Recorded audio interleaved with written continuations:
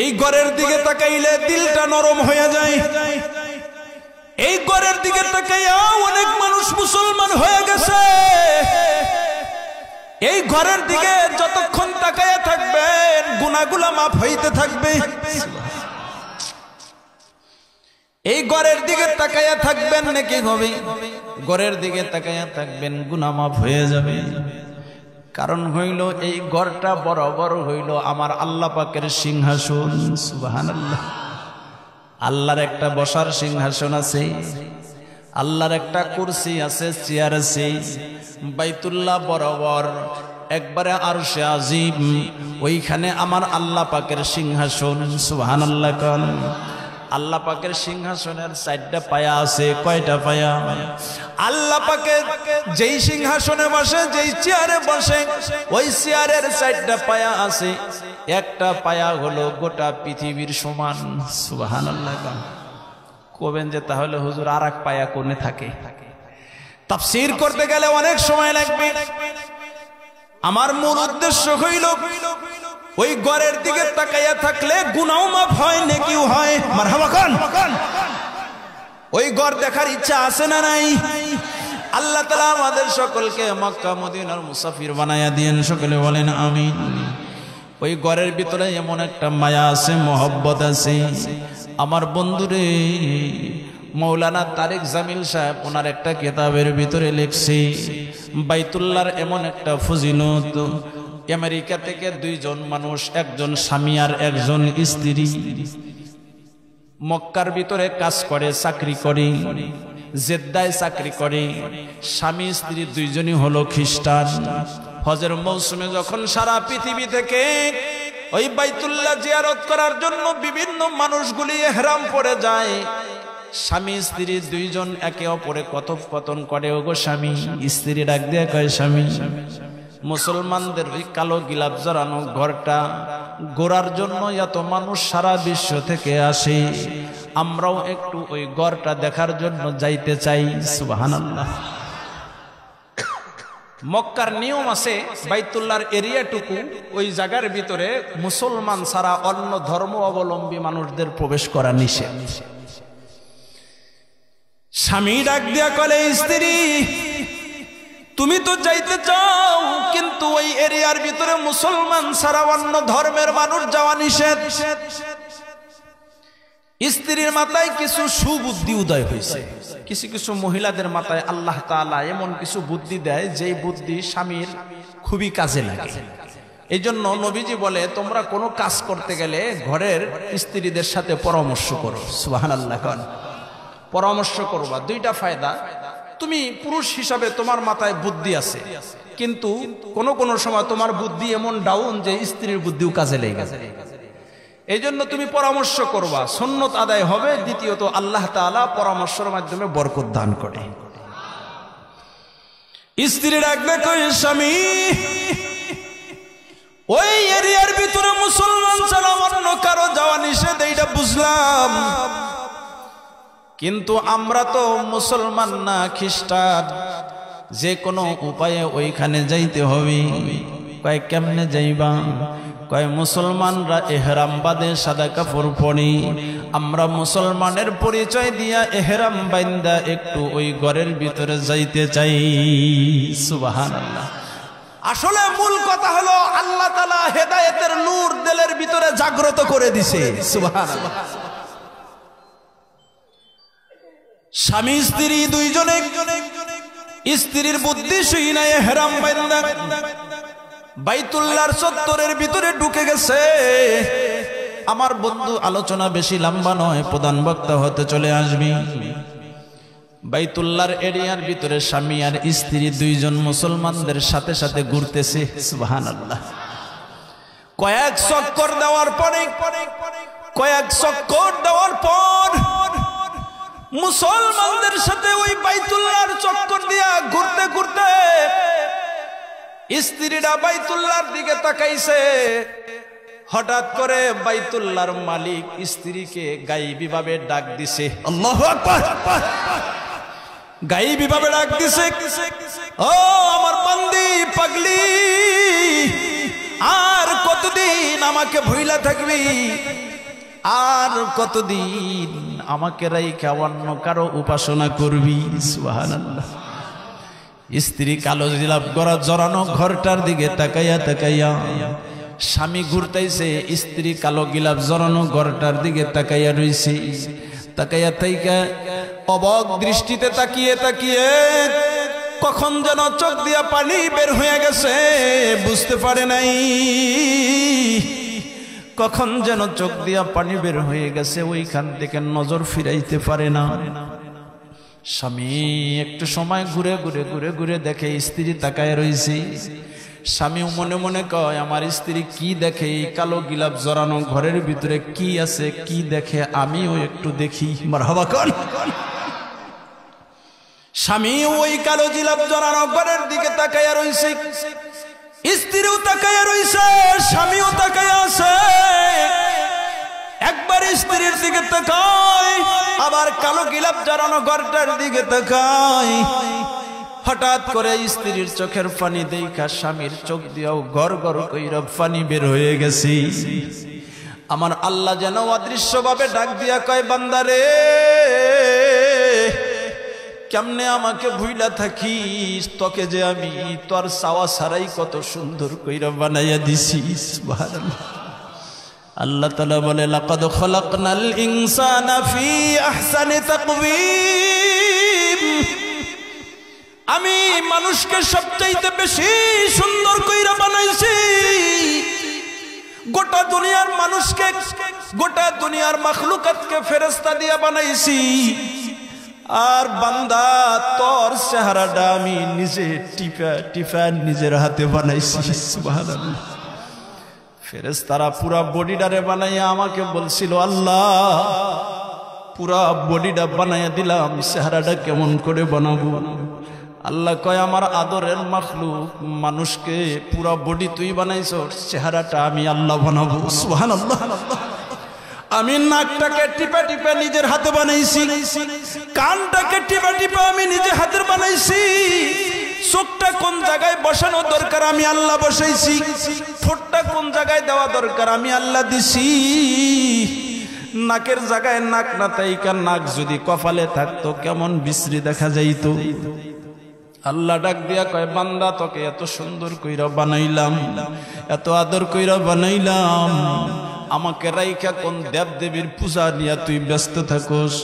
বান্দারে আমার দিকে আয়, আমার দিকে আয়, আমি তোর দিকে হাত বাড়িয়ে আসি। সুবহানাল্লাহ। স্ত্রীও চোখ দিয়া পানি বের করে, স্বামীও চোখ দিয়া ঘর ঘর করে পানি বের করতেছে। দুইজনের চোখের পানি আল্লাহ এমন ভাবে কবুল করছে। স্ত্রী স্বামীকে ডাক দিয়ে কয়, স্বামী গো, এই ঘরের ভিতরে ঘরের মালিক বসে আছে, ঘরের মালিক আমাকে ডাকে, ঘরের মালিক তার কাছে যাইতে বলে, তার ধর্ম গ্রহণ করতে বলে। স্ত্রী ডাক দিয়া বলে, প্রাণের স্বামী,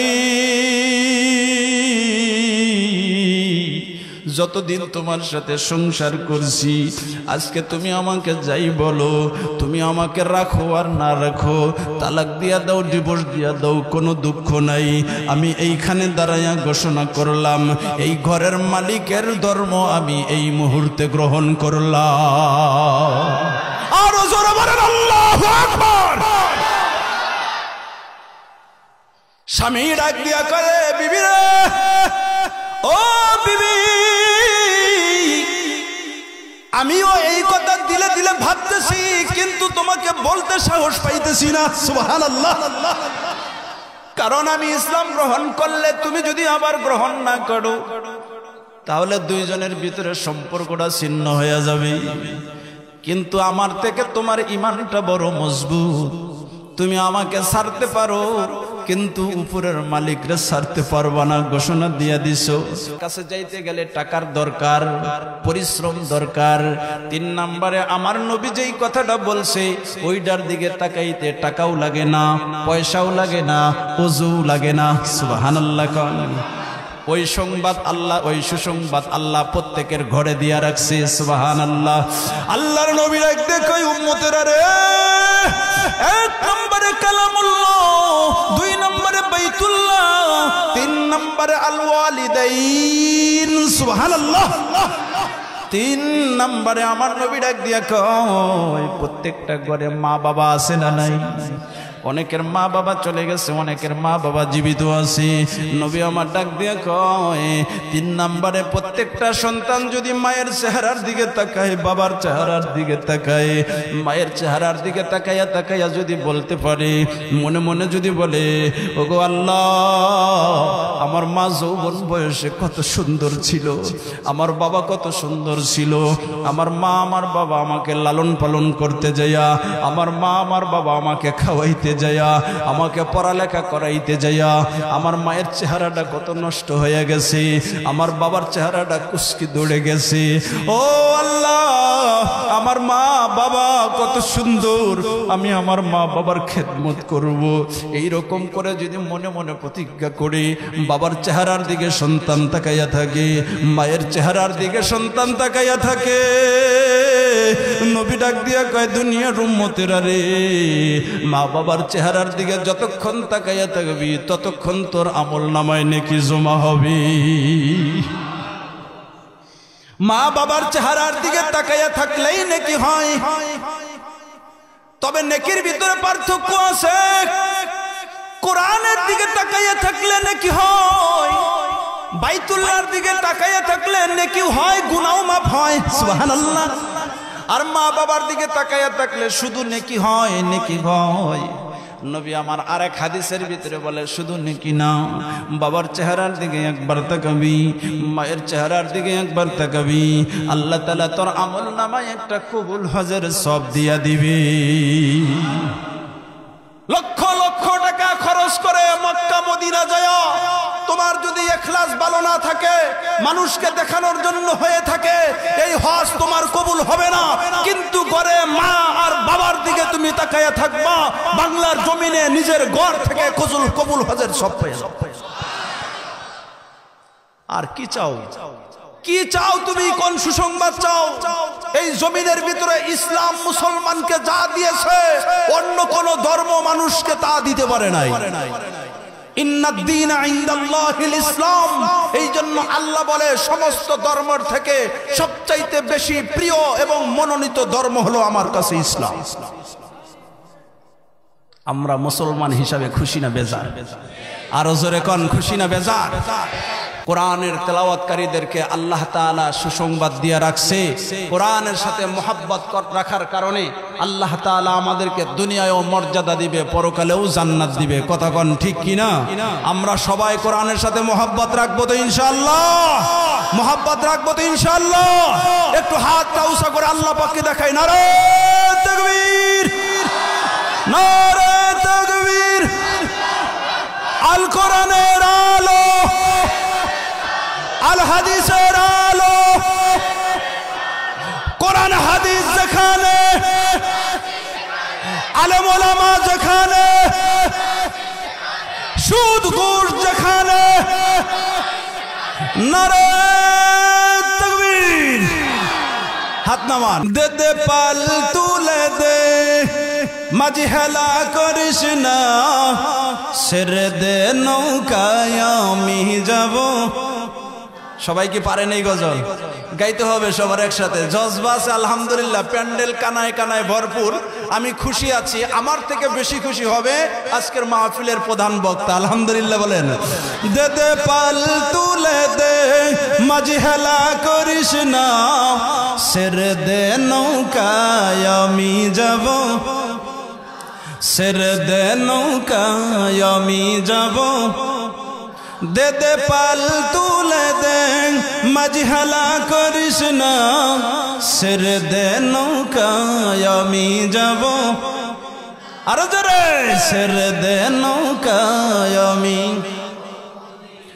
মক্কায় নবী এলো মা আমিনার ঘরে, হাসিলে হাজার মানিক, কাঁদিলে মুক্তা ঝরে। চিল্লা কর মারহাবা।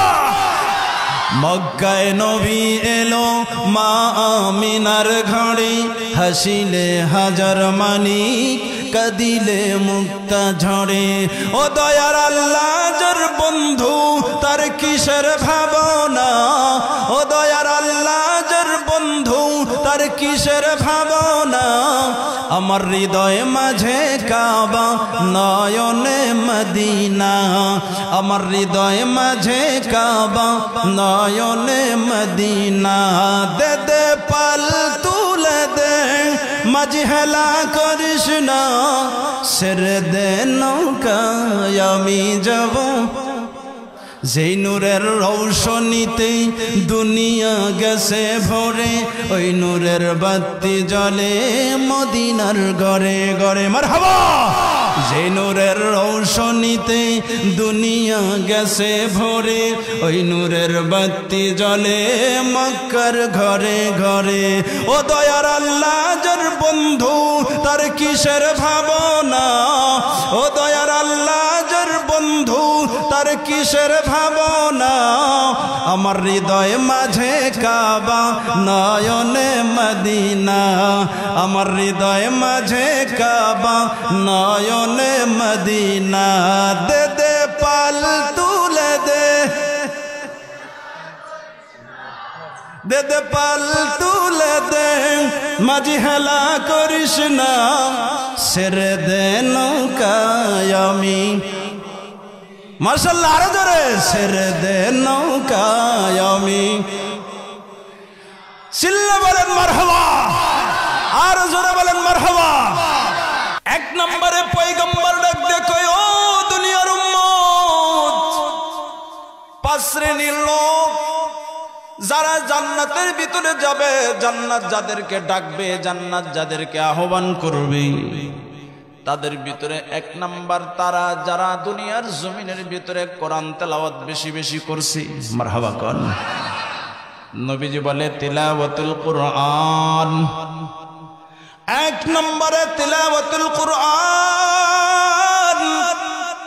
যারা বেশি বেশি কোরআন তেলাওয়াত করবে, হাসরের ময়দানে তারা কোরআনের সুপারিশ গ্রহণ করে জান্নাতের মেহমান হবে। আমার বন্ধু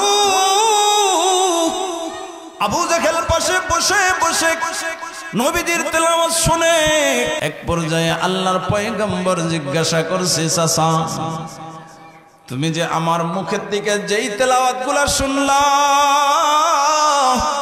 তুমি বলো এই তেলাওয়াতগুলা শুনতে কেমন লাগলো? আবু জাহেল ডাক দিয়ে কয়, মুহাম্মদ সাল্লাল্লাহু আলাইহি ওয়াসাল্লাম, তুমি যেই জিনিসটা তেলাওয়াত করলাম এর থেকে ভালো জিনিস এই পৃথিবীর জমিনে আমার বয়সে কোনোদিন শুনি নাই।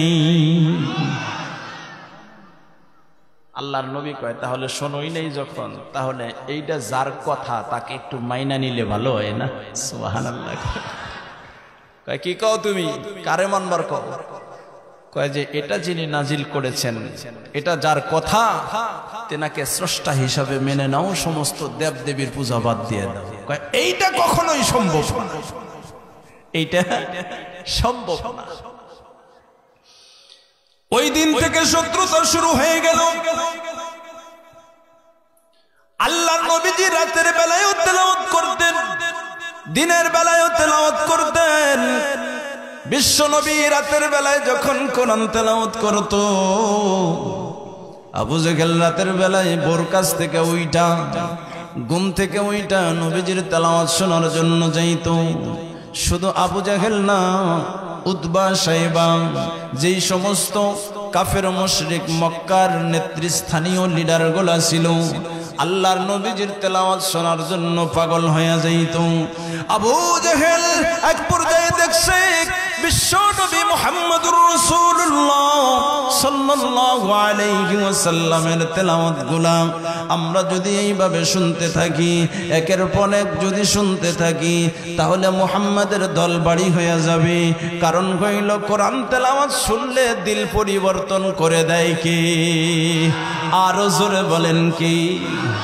কোরআন যদি কেউ নিয়মিত শ্রবণ করে আল্লাহ তাআলা তার ঈমানটাকে এমন ভাবে বৃদ্ধি করে দেয়, এমন ভাবে ঈমান বাড়াইয়া দেয়, কোরআন শুনতে শুনতে কখন যেন সে মুসলমান হয়ে যায়, পিছনের কিচ্ছু মনে থাকে না।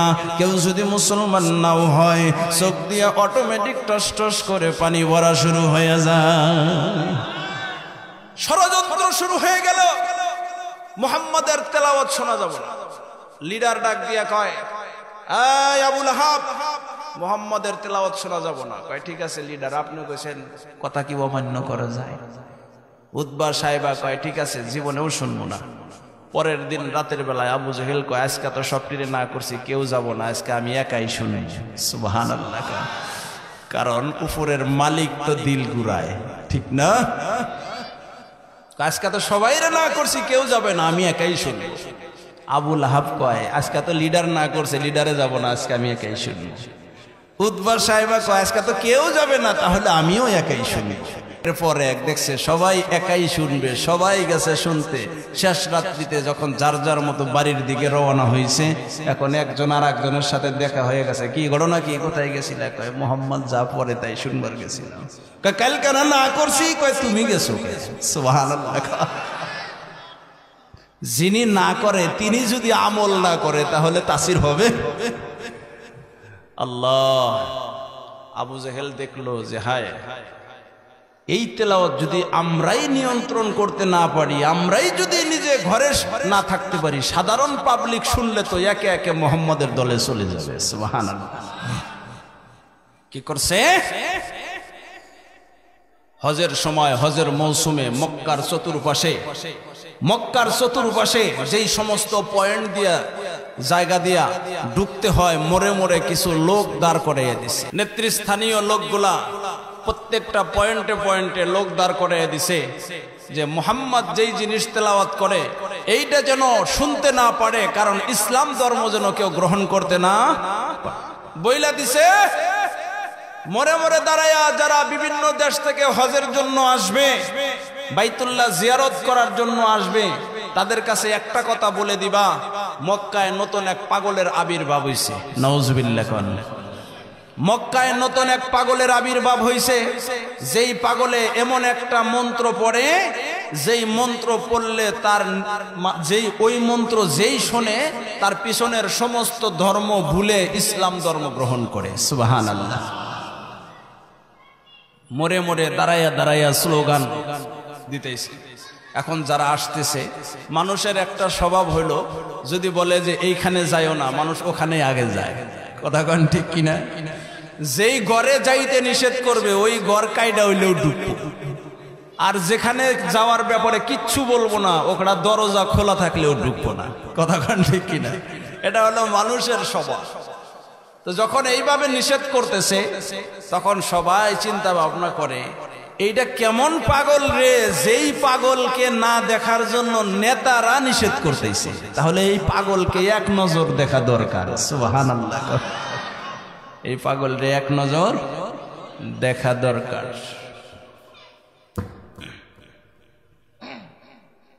সবাই চিন্তা ভাবনা করছে, পাগলের কাছে গেলে যখন ধর্ম ত্যাগ করতে হয়, তাহলে এই পাগলকে দেখবো, কিন্তু কাছে যাবো না, একটু দূর থেকে দেখবো। সুবহানাল্লাহ। আমার বন্ধু,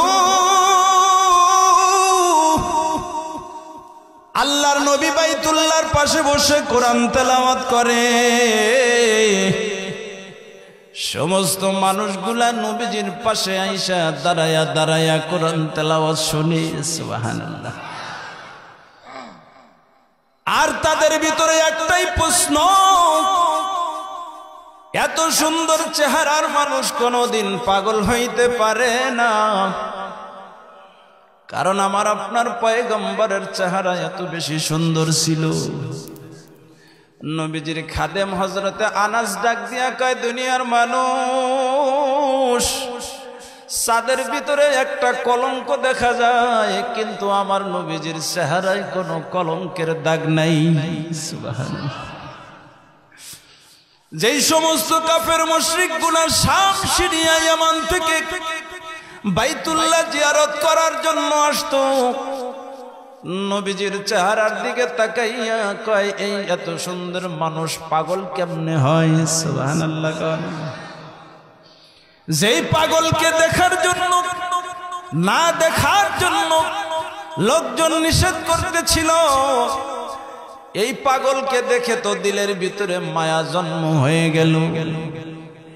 এত সুন্দর চেহারার মানুষ কোনোদিন পাগল হতে পারে না। আর কি যেন পরে চেহারা যখন সুন্দর, একটু কাছে যাইয়া দেখি কি যেন জবান দিয়া পড়ে। সুবহানাল্লাহ। কি পরে একটু শুনতে হয়। আল্লাহর নবীজির কোরআন তেলাওয়াত শোনার জন্য বিভিন্ন দেশের মানুষগুলি ভিড় জমাইছে। নবী আমার বসে বসে কোরআন তেলাওয়াত করতেছি, তেলাওয়াত চলতেছে। নবীজির তেলাওয়াত শুনতে শুনতে বিভিন্ন দেশের ইহুদি খ্রিস্টান মুশরিক গুলা আল্লাহর নবীর কণ্ঠের তেলাওয়াত শুনি চোখ দিয়ে কখন ঝরঝর করে পানি বের হয়ে গেছে, একজনে টের পায় নাই। সুবহানাল্লাহ। লম্বা সময় পরে বিশ্ব নবী সরকারে দে আলম নবী কোরআন তেলাওয়াত যখন থামিয়ে দিছে, তাকায়ে দেখে অনেক মানুষগুলা ভিড় জমাইছে। নবী আমার ডাক দিয়া কয় তোমরা কে গো? আমার সামনে দাঁড়ায়া দাঁড়ায়া তোমরা কোরআন তেলাওয়াত শোনো। কে গো তোমরা এত সুন্দর করে দাঁড়ায়া দাঁড়ায়া তেলাওয়াত শোনো? সমস্ত মানুষগুলা পয়গম্বরে ডাক দিয়া কয় মুহাম্মদ, ও মুহাম্মদ, তুমি এইখানে বসে বসে কি পড়ো? শুনতে এত মজা কেন লাগে? আল্লাহু আকবার। এইখানে বসে বসে কি পড়ো এত মজা লাগে? তোমার সামনে আসার জন্য লিডার গুলা পয়েন্টে পয়েন্টে দাঁড়াইয়া নিষেধ করছে। আমরা তোমার চেহারা দেখার জন্য আসছিলাম, কিন্তু চেহারা দেখতে এসে তুমি কি জানি পড়ো। তোমার জবান দিয়ে শুনতে এত মজা কেন লাগে? তুমি কি পড়ো? নবী আমার ডাক দিয়ে কয় তোমাদেরকে কি বলে নিষেধ করছি? কয় আমাদেরকে বলছে আমরা যেন তোমার কাছে না আসি, তুমি জাদুর মন্ত্র পড়ো। নবী আমার ডাক দিয়া কয় তোমরা বিভিন্ন দেশের মানুষ, আমি যেইটা পড়লাম এইটা কি কোনো জাদুর মন্ত্র বিলে মনে হয়? মিশরের একজন জাদুঘর দাঁড়াইয়া কয় মুহাম্মদ, আমি 30 বছর ধরে জাদুবিদ্যা শিখি এবং জাদু করি। আমি এমন জাদুবিদ্যার ভিতরে এমন মন্ত্র কোনোদিন খুঁজে পাই নাই যেই মন্ত্র পড়লে চোখ দিয়া পানি বের হয়, যেই মন্ত্র শুনলে চোখ দিয়া পানি বের হয়, এমন মন্ত্র আমি কোনোদিন দেখি নাই। আজকে তুমি এইখানে যেই তেলাওয়াত গুলা করলা, এইটা কোনো জাদুর মন্ত্র না। তোমার তেলাওয়াত শুনে আমার দিলটা কেমন যেন হয়ে গেছে, আমার চোখ দিয়া পানি বের হয়ে গেছে। তোমার তেলাওয়াত বন্ধ কইরো না, আমার খাওয়া দাওয়ার প্রয়োজন নাই। যতক্ষণ এইখানে দাঁড়াইয়া থাকবো তোমার তেলাওয়াত শুনে আমাদেরকে জীবনকে ধন্য করে দাও। আরো জোরে বলেন আল্লাহু আকবার। আল্লাহর নবী ডাক দেখো, শুধু কি শুনবা? যেই তেলাওয়াত আমি করেছি আসমানের মালিকের কথা। সুবহানাল্লাহ। কোরআন কার কথা? কারণ কোরআনের একটা নাম হলো কালামুল্লাহ। সুবহানাল্লাহ। কোরআন হলো সরাসরি আল্লাহর কথা। কেউ যদি কোরআন পড়ে পয়গম্বর বলে, কেউ যদি কোরআন তেলাওয়াত করে, ওই লোকটা যেন সরাসরি আমার আল্লাহর সাথে কথা বলল। সমস্ত লোকগুলো দেখে মুহাম্মদ, তোমার তেলাওয়াত শুনে আমরা মুগ্ধ হয়ে গেছি, দিলটা কেমন যেন হয়ে গেছে। তাই আমরা চাই যেই পাগলটার চেহারা এত বড় সুন্দর আর তার মুখ দিয়া তেলাওয়াত শুনলে এত মজা লাগে, আমাদের ধর্মের ভিতরে এত মজা পাই নাই। এই কোরআন পড়তে গেলে যা করা দরকার আমাদের তাই করে দাও। নবী বলে মুসলমান হতে হবে, বাইতুল্লাহর চত্বরের ভিতরে বসে হাজার হাজার মানুষ নবীজির হাতে কালেমা পড়ে মুসলমান হয়ে যায়। লিডারগুলা যখন দেখলো যে মুহাম্মাদের দল বাড়ি হইতেছে, তখন মেজাজ কি আরো খারাপ হয় না? আরো জোরে কোন খারাপ হয় না? নবীজি বসে বসে তেলাওয়াত করতেছে, দল বাড়ি হয়ে গেছে। নবীজির একজন চাচি আবু লাহাবের স্ত্রী, যার নাম হলো উম্মে জামিল। কি নাম? উম্মে জামিল। দেখলো যে আবু লাহাব ফিরাইতে পারে না, আবু জাহেল ফিরাইতে পারে না। যখন আমরা কোনো কাজে ফিরাইতে না পারি, তখন মহিলা দিয়া সাইজ করা যায়। কথা কোন ঠিক কিনা? কারণ পুরুষ মানুষ 10 জন আসলে 10 জনকে ফিরান যায়, মহিলা মানুষ 1 জন আসলে ফাঁকে থেকে খালি নিষেধ করা যায়, শরীরে হাত দেওয়া যায় না। কথা কোন ঠিক কিনা? যদি শরীরে হাত দেয় মামলা ডবল। কথা কোন ঠিক কিনা? একজন মহিলা মানুষ যদি চায় একজন পুরুষকে সোজা করতে, রাস্তার ভিতরে 2 মিনিটও লাগে না। খালি কাছে এসে কব যায়, কেরা আছো গো, আমারে যে কি জানি করলো। আর দেখবেন 10 জন এসে আপনার গণদোলাই শুরু করছে, জিগাইব না। ঠিক কিনা? আল্লাহ সুবহানাল্লাহ। উম্মে জামিল হাতা গুছাইয়া, মহিলাদের নারাই দেখছেন তো, একবারে কোমরের ভিতরে কাপড় বাঁধে না, পেটটি বাঁধে আইছে মুহাম্মদ কই? হাতের ভিতরে একটা পাথর নিছে, পাটকাল পাথর। মুহাম্মদ কই? আজকে মুহাম্মদ রে সাইজ করুন। নাউজুবিল্লাহ। কোন আবু লাহাব নবীজির পাশে দাঁড়ানো, আবু বকর নবীজির পাশে দাঁড়ানো। আবু বকর কয়, ইয়া রাসূলুল্লাহ, ইয়া হাবিবাল্লাহ, এতদিন তাও মারার জন্য কাফের মুশরিক আইছে, আজকে না লেডিস আসতেছে, উপায় কি? কারণ এরে তো ফিরান যাব না, এরে ফিরাইবার গেলে মামলা খামু। রাসূল বলে, টেনশন নাই, লা তাহজান ইন্নাল্লাহা মাআনা, টেনশন কইরো না। উম্মে জামিলকে আসতে দাও, আমি এখানে বসে আল্লাহর কোরআন তেলাওয়াত করব, ও কিচ্ছু করতে পারবে না। সুবহানাল্লাহ। কাছে আইছে উম্মে জামিল, কাছে আইছে, আবু বকর পাশে দাঁড়ানো। আল্লাহর নবী কোরআন তেলাওয়াত করতেছে, বিসমিল্লাহির রহমানির রহিম, ইয়াসিন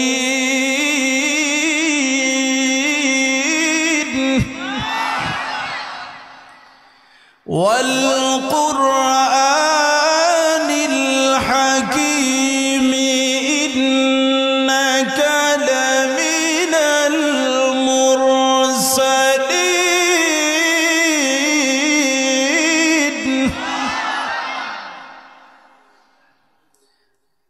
ওয়াল কুরআনিল হাকীম, ইন্নাকা লামিনাল মুরসালিন আলা সিরাতিম মুস্তাকিম।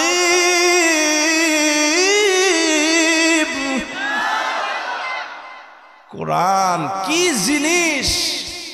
যত পড়ি ততই মজা লাগে, যত পড়ি ততই মজা লাগে, কোনো সময় ক্লান্তি আসে না। সুবহানাল্লাহ। আল্লাহর কাছে আশাবাদী, আল্লাহ তোমার কোরআন সিনায় আছে, সব সময় পড়তে পারি না, অন্তত পক্ষে কোরআনের কারণে একটু জান্নাতে ছোট্ট একটা জায়গা করে দিও। আপনারাও নিয়ত করেন, আজকের মাহফিলে কোরআন তেলাওয়াত শুনছি মনোযোগ সহকারে, আল্লাহ এর উসিলায় জান্নাত দিয়ে দিও। নবীজি সূরা ইয়াসিন তেলাওয়াত করতেছে, উম্মে জামিল কাছে আয়েশা কয়, আবু বকর, মুহাম্মদ কই? কই তোমার বন্ধু মুহাম্মদ কই?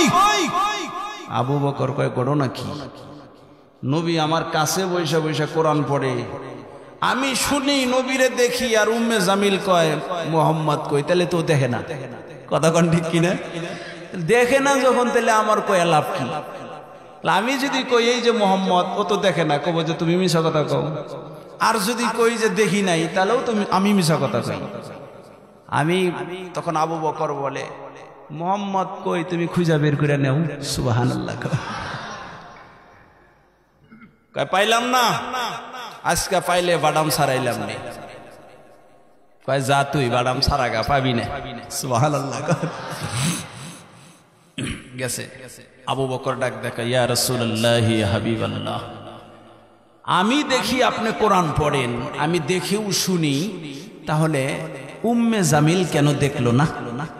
না দেখার কারণ কি? আল্লাহর নবী কয়, আবু বকর, আল্লাহ কোরআনের সূরাতুল বনী ইসরাঈলে কি বলছে শোনো নাই? وَإِذَا قَرَأْتَ الْقُرْآنَ جَعَلْنَا بَيْنَكَ وَبَيْنَ الَّذِينَ لَا يُؤْمِنُونَ بِالْآخِرَةِ حِجَابًا مَسْتُورًا। আমার বন্ধু আল্লাহ নবী আবু বকর ডাক দিয়া কয়, আবু বকর, আল্লাহ কোরআনে কারীমের সূরাতুল বনী ইসরাঈলের ভিতরে উম্মতরে ডাক দিয়া কয়, ও দুনিয়ার মানুষ, মুসলমানদের ভিতরে আর বেঈমানদের ভিতরে একটা পার্থক্য আছে। পার্থক্যটা হইল, যদি কোনো ইমানদার কোরআন তেলাওয়াত করে, কি করে? যদি কোনো ইমানদার কোরআন তেলাওয়াত করে আর কোন বিধর্মী যদি মুসলমানের ক্ষতি করার জন্য ওই মুহূর্তে আসে, আমার আল্লাহ তাআলা ওই ইমানদার আর বিধর্মীর মাঝে, বেঈমানের মাঝে হিজাবাম মাসতুরা, আল্লাহ তাআলা একটা পর্দা দিয়ে দেয়, যেই পর্দার কারণে আল্লাহ তাআলার ওই পর্দার কারণে বেঈমান মুশরিকগুলা ইমানদারদেরকে দেখতে পায় না। আর জোরে কোন আল্লাহু আকবার। ও আবু বকর, উম্মে জামিল আমাকে মারার জন্য আসছে, উম্মে জামিল আমাকে মারার জন্য আসছে। উম্মে জামিলের ঈমান নাই, আর আমি আল্লাহর পয়গম্বর বসে বসে আল্লাহর কোরআন তেলাওয়াত করতেছি। আমার আল্লাহ তাআলা আমাকে নিরাপত্তা দেওয়ার জন্য উম্মে জামিলের চোখের সামনে এমন একটা পর্দা দিয়ে দিছে, যেই পর্দার কারণে উম্মে জামিল আমাকে দেখতে পেল না। আমার বন্ধুগণ, কোরআন তেলাওয়াতকারীদেরকে হেফাজত করে কে? আরো জোরে বলেন, হেফাজত করে কে? ও বন্ধু, এই জন্য আল্লাহর নবী ডাক দিয়ে কয়, আল্লাহর নবী ডাক দিয়ে কয়, ও দুনিয়ার মানুষ, 5 ব্যক্তির জন্য জান্নাত আসক্তবান, তার ভিতরে 1 নাম্বার হলো তিলাওয়াতুল কুরআন। সুবহানাল্লাহ। যেই ব্যক্তি কোরআন তেলাওয়াত করবে তার হেফাজতকারী কি? আরো জোরে বলেন, হেফাজতকারী কি?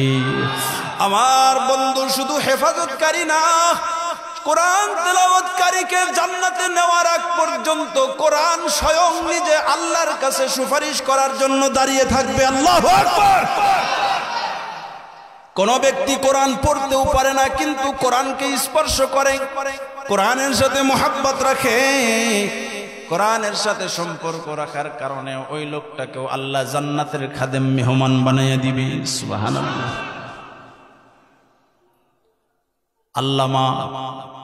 আল্লামা ইমাম গাজ্জালী রহমাতুল্লাহি আলাইহি ওনার একটা দাকায়েকুল আকবার কিতাবের ভিতরে লেখছে, ইমাম গাজ্জালী রহমাতুল্লাহি আলাইহি একদিন স্বপ্নে দেখে, রাতের বেলায় ঘুমাইছে, স্বপ্নের ভিতরে দেখে আল্লাহ ডাক দেয়া বলতেছে, গাজ্জালী তুমি আরামে ঘুমাও, অথচ আমার একজন বন্ধু মারা গেছে, আমার বন্ধুর জানাজা করার জন্য কোনো লোক নাই, তুমি তার জানাজা পড়াও। সুবহানাল্লাহ। আমার একজন বন্ধু মারা গেছে, বন্ধুর জানাজাটা তুমি পড়াও। বন্ধুর 4 জন ছেলে আছে, কিন্তু একজনও জানাজা পড়ানোর মতো যোগ্যতা নাই। আমার বন্ধুর নাম হলো আব্দুর রহমান, আমার বন্ধুরে খোঁজ কইরা বের কইরা তুমি জানাজাটা একটু পড়ো। আল্লাহ তাআলা স্বপ্ন দেখাইছে, ওই গ্রামের নাম সহ বলে দিছে, যেমন ধরেন যে দিগলাপাড়া গ্রাম, স্বপ্নে দেখাইছে যেমন বলে যে দিগলাপাড়া গ্রামের ভিতরে আমার একজন বন্ধু আছে, মারা গেছে, তার জানাজাটা তুমি পড়াও। ইমাম গাজ্জালী সকালবেলা ফজরের নামাজ পড়ে টেনশন করতেছে, আল্লাহ যে স্বপ্নে দেখাইলো এটা কি সত্য না মিথ্যা কেমনে বুঝি। তারপরেও দিলে দিলে কেমন যেন লাগতেছে, যাই একটু দিগলাপাড়া গ্রামে ঘুরে আসি, একটু যাই গ্রামটা ঘুরে আসি, দেখি আল্লাহর কোনো বন্ধু, আল্লাহর কোনো ওলি মারা গেছে কিনা। কারণ আল্লাহ যেহেতু বন্ধু বলছে, ওই লোকটা আল্লাহর ওলি ছাড়া বন্ধু হতে পারে না। কথা কোন ঠিক কিনা? ইমাম গাজ্জালী সকালবেলা আসছে, পুরা গ্রাম ঘুরছে, একজন মানুষও মারা যায় নাই, একজন মানুষও মারা যায় নাই, খোঁজ নাই। হতাশা হয়ে ফিরে যাচ্ছে। গ্রামটা অনেক বড়। শেষমেশ গ্রামের শেষ প্রান্তে এসে একজনকে জিজ্ঞাসা করছে, ভাই এই গ্রামের ভিতরে আল্লাহর কোন ওলি কি আজকে মারা গেছে? লোকটা ডাক দিয়া কয়, হুজুর আপনাকে ভালো কইরা চিনি না, এই গ্রামে আল্লাহর কোনো ওলি মারা যায় নাই, এই গ্রামে আজকে যিনি মারা গেছে তিনি একজন কাঠুরিয়া। সুবহানাল্লাহ। কান এই গ্রামে আজকে এমন একজন মানুষ মারা গেছে, তিনি একজন কাঠুরিয়া, সে তো আল্লাহর ওলি না, খুব গরিব মানুষ। ইমাম গাজ্জালী দেখলো পুরা গ্রামের ভিতরে একজন মানুষ মারা গেছে, আর এই গ্রামের ব্যাপারেই তো রাত্রে স্বপ্নে দেখছি। ভাই ভাই কাঠুরিয়া হোক, লোকটার নাম কি? কয় আব্দুর রহমান। সুবহানাল্লাহ। স্বপ্নের নামের সাথে মিলা গেছে। ইমাম গাজ্জালী বলে, বাড়িটা কোনটা? কয় অমুক জায়গায়। বাড়ির ভিতরে গেছে, যাওয়ার পরে দেখে চারজন ছেলে বসে বসে কান্না করতেছে। ডাক দিয়া কয়, ও বেটারা কান্না করো কে? কয় আমার আব্বা মারা গেছে, জানাজা করার মতো লোক নাই, আমরা চারজন ছেলে মূর্খ মানুষ, কিচ্ছু জানি না। কয় তোমার আব্বার নাম কি? কয় আব্দুর রহমান। কয় আব্দুর রহমান নাম ঠিক আছে, তোমার আব্বা কেমন মানুষ ছিল? কয় কাঠুরিয়া, মূর্খ মানুষ, জীবনে কোনোদিন কিচ্ছু বোঝে নাই, শুধু 5 ওয়াক্ত নামাজটা পড়ছে। সুবহানাল্লাহ। কান 5 ওয়াক্ত নামাজটা পড়ছে। ইমাম গাজ্জালী মনে মনে টেনশনে পড়ে গেছে। নাম মিল আছে আব্দুর রহমান, গ্রামও মিল আছে, 4টা ছেলে এটাও মিল আছে। এখন তো বুঝতে আর বাকি রইল না এইটাই আল্লাহর বন্ধু। কথা কোন ঠিক কিনা? কিন্তু মনের মধ্যে একটা খটকা লাগতেছে, এত মূর্খ মানুষ আল্লাহর বন্ধু কেমনে হইল? প্রশ্ন থাকারই কথা। কথা কোন ঠিক কিনা? তারপরে ইমাম গাজ্জালী কোনো কথা না বইলা কবর খনন করছে। কবর খনন কইরা লোকটাকে যখন কবরের ভিতরে রাখবে, জানাজা পড়াইয়া লোকটাকে যখন কবরের ভিতরে রাখবে, কবরের ভিতরে নামছে। নামার পরে দেখে 3.5 হাত কবর, 3.5 হাত কবর নাই। কবরটা যেন বিশাল এলাকার মতো এরিয়া হয়ে গেছে। সুবহানাল্লাহ। বিশাল এলাকার মতো এরিয়া হয়ে গেছে। কবর থেকে খুশবু বের হচ্ছে, এমন সুগ্রাণ বের হচ্ছে, সুগ্রাণের কারণে পুরা এলাকা মুখরিত হয়ে গেছে। আল্লাহু আকবার। পুরা এলাকার মানুষ মুখরিত হয়ে গেছে। কোন জায়গা থেকে এত মেশকু আম্বরের গ্রাণ আসে? যেই গ্রাণ কোনোদিন মানুষ সঙ্গে নাই, যেই গ্রাণ কোনোদিন মানুষ দেখে নাই। মানুষগুলা গ্রাণ শুনতে শুনতে শুনতে শুনতে কবরস্থানে চলে আসছে। দেখে ওই কবর থেকে গ্রাণ বের হইছে।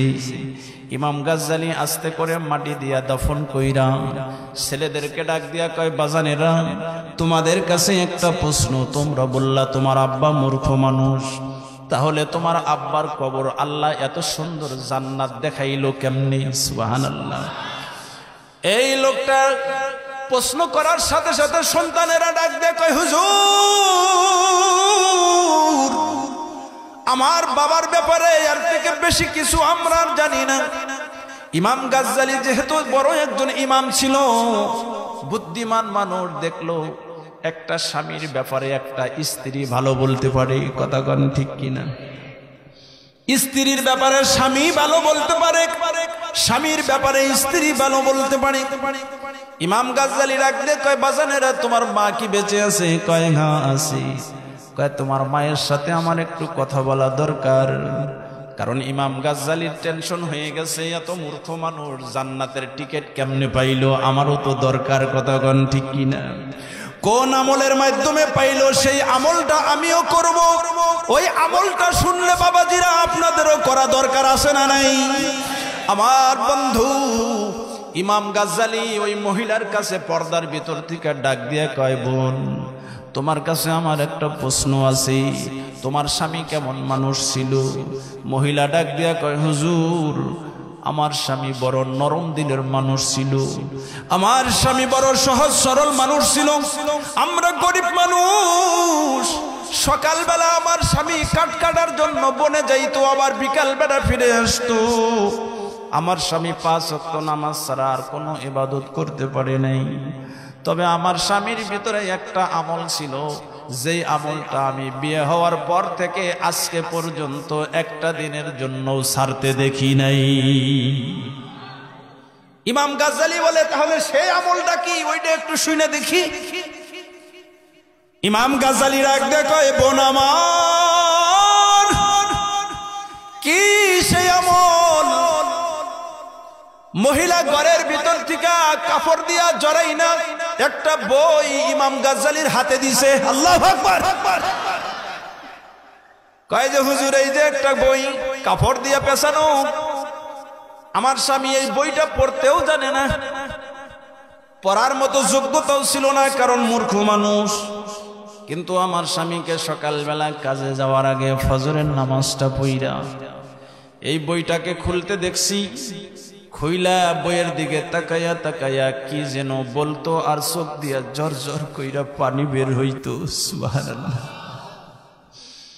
এই বইটারে খুইলা চোখ দিয়া জর জর করে পানি বের করতো। প্রত্যেকটা পৃষ্ঠার উপরে দেখেন পানি পড়ার দাগ এখনো আছে। আবার বিকাল বেলা কাজের থেকে আইসা মাগরিবের নামাজটা পড়া সুন্দর কইরা এই বইটাকে খুইলাম, আবার কি যেন পড়তো, কি যেন বলতো, বিড়বিড় করে কানতো, আর চোখ দিয়া পানি বের হইতো। ইমাম গাজ্জালির কাপড়টা খুইলাম, বইটা খুইলা দেখে এইটা আর কিছু না, জমিনের সাধারণ কোন বই না, এইটা হলো আমার আল্লাহ পাকের কোরআন কালামুল্লাহ। সুবহানাল্লাহ। আর কোন বই না, কোন উপন্যাসের বই না, এইটা আমার আল্লাহ পাকের কোরআন।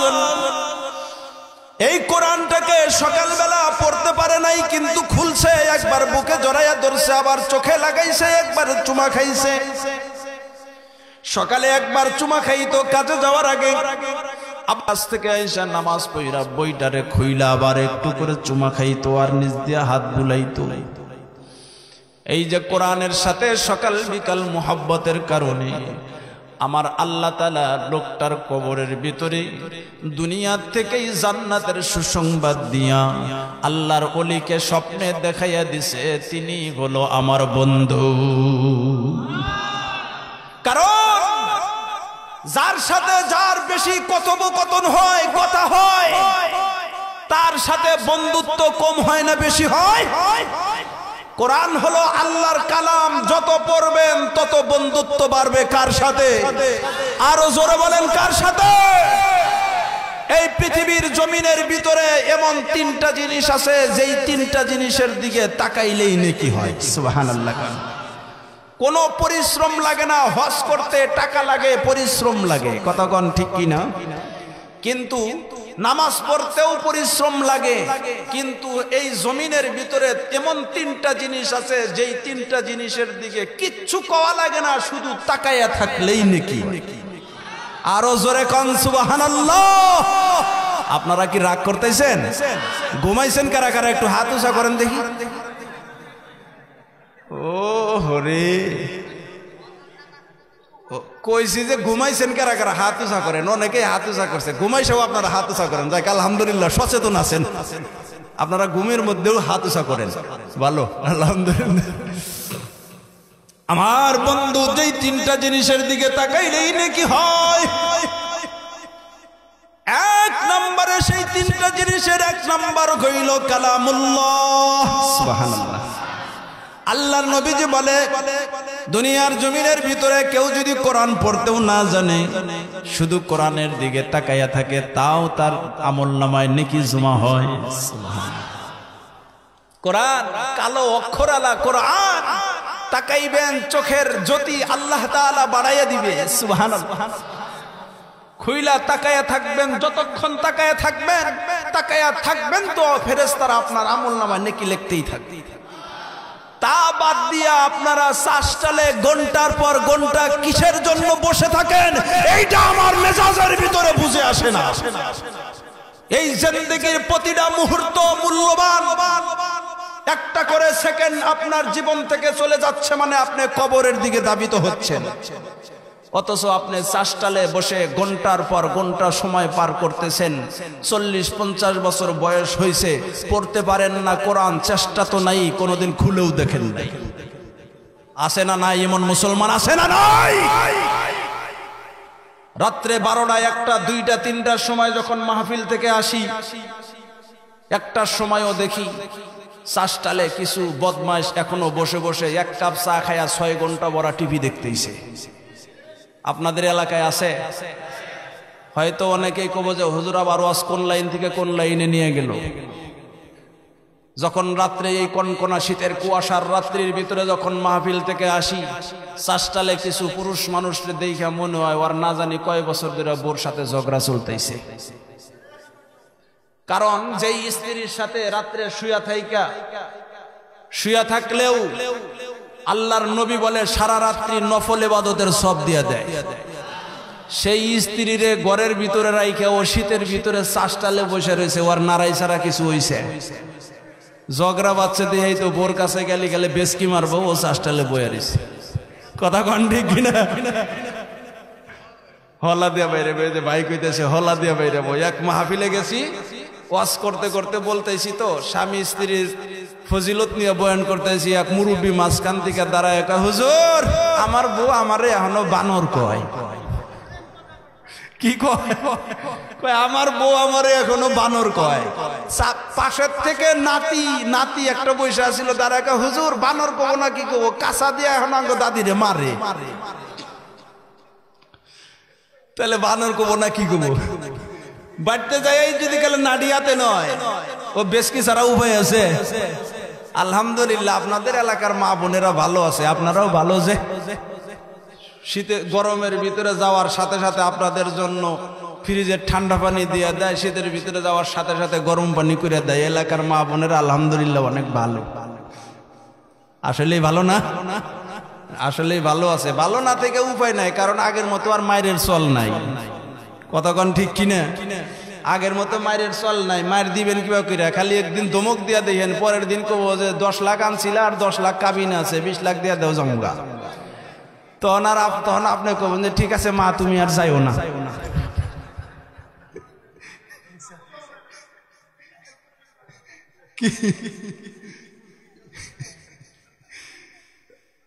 একটু মজা করলাম, কারণ হইল অনেকক্ষণ ধরে বয়ান করতেছি। কারণ যৌতুক আমাদের সমাজে কম না বেশি? হ্যাঁ, যৌতুক নেওয়ার কারণে শাসনের, অবশ্যই আল্লাহর নবী শাসন করতে বলছে, তবে হাত উঠাইয়া না। কি বলেন? হাত উঠাইয়া না। স্ত্রীদেরকে ভালোবাসা সুন্নত। ভালোবাসা কি সুন্নত? বলতেছিলাম আল্লাহর নবীজি বলছে 3 জিনিসের দিকে তাকাইলেই নেকি হয়। 3 জিনিসের দিকে কি তাকাইলেই নেকি হয়। 1 নাম্বার হলো আল্লাহর কোরআন। আপনারা কোরআনের সাথে মহব্বত রাখবেন। এই লোকটা জান্নাতের টিকিট পাইছে কিসের জন্য? কোরআনের খেদমত করছে। কেমন? পড়তেও পারে না, পড়ার যোগ্যতাও নাই, শুধু সকাল বিকাল কোরআনকে একটু স্পর্শ করছে। যারা কোরআন পড়তে জানেন না তাদের কাছে আমার অনুরোধ, শেখার চেষ্টা করবেন। 2 নম্বর, যারা পারেন না শেখার চেষ্টার পাশাপাশি যতদিন পারবেন না ততদিন কোরআনটাকে খুলে একটু দেখে শুধু একটু জবান দিয়ে পড়বেন সুবহানাল্লাহ সুবহানাল্লাহ সুবহানাল্লাহ। এর উসিলায়ও আল্লাহ তাআলা হাসরের ময়দানে আপনাকে কোরআনের সুপারিশ দিয়ে দিবেন।